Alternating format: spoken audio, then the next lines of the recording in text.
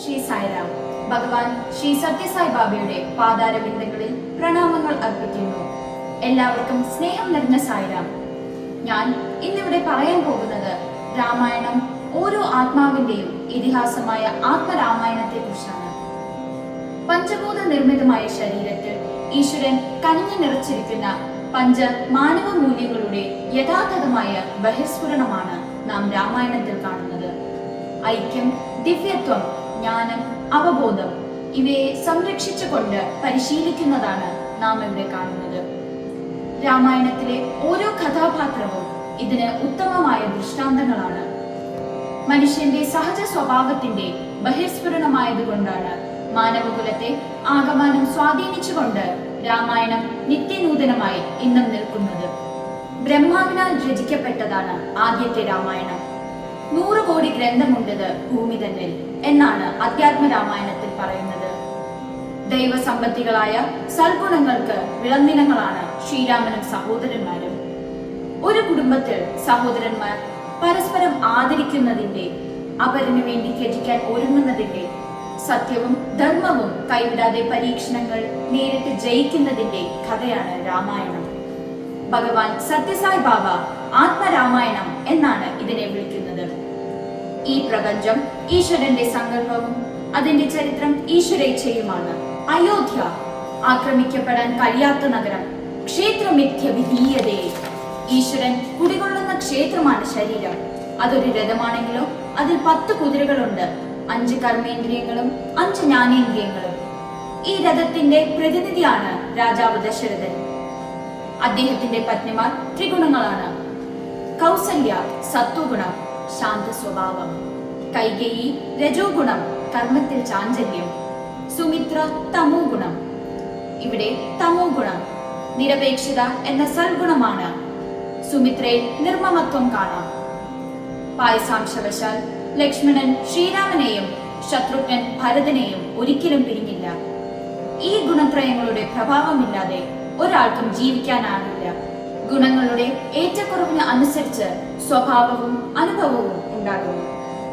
ധർമ്മം നമ്മുടെ മനസ്സിൽ ജനിക്കണമെങ്കിൽ യാഗം, ത്യാഗം ചെയ്യേണ്ടി വരും. ശ്രദ്ധയോടെ യാഗം ചെയ്യുമ്പോൾ ഈശ്വരാനുഗ്രഹം ഉണ്ടാകുന്നു. പുത്രലാഭത്തിനു വേണ്ടി നടത്തിയ യാഗമായതിനാൽ പുത്രകാമേഷ്ടി. ആ യാഗാഗ്നിയിൽ ദൈവദൂതൻ പ്രത്യക്ഷനായി പായസം അനുഗ്രഹമായി നൽകുന്നു. അത് സ്വീകരിച്ച രാജ്ഞിമാർ 4 പുത്രന്മാർക്ക് ജന്മം നൽകുന്നു. അവർ പ്രതിനിധീകരിക്കുന്നത് 4 പുരുഷാർത്ഥങ്ങളായ ധർമ്മം, അർത്ഥം, കാമം, മോക്ഷം എന്നിവയാണ്. ഈ 4 പേരും ഭാരതത്തിന്റെ കാതലായ 4 വേദങ്ങളെയും പ്രതിനിധീകരിക്കുന്നു. ശ്രീരാമൻ യജുർവേദമാണ്. ശ്രീരാമന്റെ ആജ്ഞാനുവർത്തിയായി സദാ രാമനാമം ചൊല്ലുന്ന ലക്ഷ്മണൻ ഋഗ്വേദമാണ്. ശ്രീരാമനാമ ജപത്തിലൂടെ മോക്ഷം നേടാൻ കഴിയുമെന്ന് വിശ്വസിച്ച് പാതുകാർച്ചന ചെയ്യുന്ന ഭരതൻ സാമവേദവും, ഈ 3 സഹോദരന്മാരെയും അനുസരിച്ചുകൊണ്ട് കർമ്മനിരതനായി രാജ്യത്തെ ശത്രുക്കളിൽ നിന്നും രക്ഷിക്കുന്ന ശത്രുഘ്നൻ അഥർവവേദമാണ്. ഓരോ ശരീരത്തിലും അന്തര്യാമിയായി വർത്തിക്കുന്ന ആത്മനാണ് ശ്രീരാമൻ. പരമാത്മാവ് ശരീരമാകുന്ന വസ്ത്രം സ്വീകരിച്ച് ജീവാത്മാവായി അവതരിക്കുന്നു. ഈശ്വരന് സുഖദുഃഖാദികളായ ദ്വൈതഭാവങ്ങളില്ല. അദ്ദേഹം നിർഗുണനും നിരാമയനും നിർമ്മമനും നിത്യനുമായ ആത്മസ്വരൂപമാണ്. ഇവിടെ രാമായണ കഥയിൽ തന്റെ ഇച്ഛാശക്തി കൊണ്ട് മായ സൃഷ്ടിച്ച് ഓരോ ഗുണത്തിനും ഓരോ വേഷം നൽകിക്കൊണ്ട് സ്വയം നടനായി പരമാത്മാൻ പ്രപഞ്ച നാടകമാടുന്നു. ഈ നാടകത്തിന്റെ രചയിതാവും സംവിധായകനും അഭിനേതാവും ഈശ്വരൻ തന്നെ. ഈ രാമായണ കഥ ഓരോ ഹൃദയത്തിലും ഇന്നും നടന്നുകൊണ്ടിരിക്കുന്നു. ശ്രീരാമൻ ഹൃദയമാണ്. സർവസാക്ഷിയും ഹൃദയവാസിയുമായ ആത്മാരാമനാണ്. സിതം എന്നാൽ ചെടി. വയലുടുമ്പോൾ ഭൂമിയിൽ നിന്നും ലഭിച്ചതാണ് സീതാദേവിയെ. അയോനിജയായി ഭൂമിദേവിയുടെ പുത്രിയായി സീതാദേവി ജനിക്കുന്നു. ഭൂമി ജഡവസ്തുവാണ്. ഈശ്വരനായ രാമന്റെ ചൈതന്യവുമായി സംയോജിക്കുമ്പോൾ സീതാരാമന്മാരുണ്ടാകുന്നു. അവർ ചേർന്നിരിക്കുമ്പോൾ ആനന്ദമാണ്, വേർപിരിയുമ്പോൾ ദുഃഖമുണ്ടാകുന്നു. രാമനും കാമനും ഒന്നിച്ചു നിൽക്കില്ല. ഭോഗകാമനകൾ വെടിഞ്ഞാലേ ഈശ്വരനെ ലഭിക്കൂ. രാജകൊട്ടാരത്തിലെ ഭൗതിക സുഖങ്ങൾ ത്യജിച്ച് സീതാദേവിക്ക് ശ്രീരാമന്റെ നിരന്തരമായ സമ്പർക്കം ലഭിച്ചു. എന്നാൽ പൊന്മാനെ വേണമെന്ന തീവ്രമായ ആഗ്രഹം കൊണ്ട് രാമനെ സീതയ്ക്ക് നഷ്ടമായി. ബ്രഹ്മജ്ഞാനമാണ് സീത. അത് ആത്മാരാമനെ വിട്ടുപോയപ്പോൾ എന്തുണ്ടായി? ജീവാത്മാവ് അന്ധകാര നിബിഡമായ കൊടുങ്കാട്ടിൽ പെട്ടുഴലുന്നു. ബ്രഹ്മജ്ഞാനമില്ലെങ്കിൽ ജീവാത്മാവിന് അന്ധകാരത്തിൽ പെട്ടേ തീരൂ എന്ന സന്ദേശമാണ് ഇവിടെ നൽകുന്നത്. ജീവിതമാകുന്ന കൊടുങ്കാട്ടിലെ അന്ധകാരത്തിൽ ഒരുവൻ ഏകനായി സഞ്ചരിച്ചുകൂടാ. സന്തത സഹചാരിയായി അയാൾക്ക് ദൃഢമായ ഒരു മനസ്സ് വേണം. ശ്രീരാമനെ നിഴലുപോലെ അനുധാവനം ചെയ്ത് സംരക്ഷിക്കുന്ന ലക്ഷ്മണൻ ഈ മനസ്സിനെ പ്രതിനിധീകരിക്കുന്നു. കൊടുങ്കാട്ടിൽ അലയുന്ന ഒരുവന് നിരാശയെ നേരിടേണ്ടി വരും. ബാലി നിരാശയുടെ പ്രതീകമാണ്. നിരാശയെ അതിജീവിക്കുന്നതിന് വിവേചന ശക്തി എന്ന ആയുധം വേണം. സുഗ്രീവൻ എന്ന വിവേചന ശക്തിയുമായി സഖ്യത്തിലായി ശ്രീരാമൻ ബാലി എന്ന നിരാശയെ നിലംപരിശാക്കുന്നു. വിവേചനത്തിന്റെ ഒപ്പം ധീരത കൂടിയുണ്ടെങ്കിലേ വിജയസാധ്യതയുള്ളൂ. ധീരതയുടെ മൂർത്തിയായ ഹനുമാന്റെ സഹായത്തോടെ ബ്രഹ്മജ്ഞാനമായ സീതയെ അന്വേഷിക്കാൻ ശ്രീരാമന് പ്രാപ്തിയുണ്ടാകുന്നു. മായാജലതി തരണം ചെയ്യണമെങ്കിലോ ഭക്തിയും ദൃഢവിശ്വാസവും കൊണ്ടുള്ള സേതു വേണം. അത് നിർമ്മിക്കുന്നതിന് ഉത്സാഹം, അറിവ്, സ്ഥിരത എന്നിവയും വേണം. ജാംബവാൻ, നീലൻ, അങ്കദൻ തുടങ്ങിയവർ നയിക്കുന്ന വാനരസേന ഈ ഗുണങ്ങളെ പ്രതിനിധീകരിക്കുന്നു. ഈശ്വരന് അസാധ്യമായി ഒന്നുമില്ല.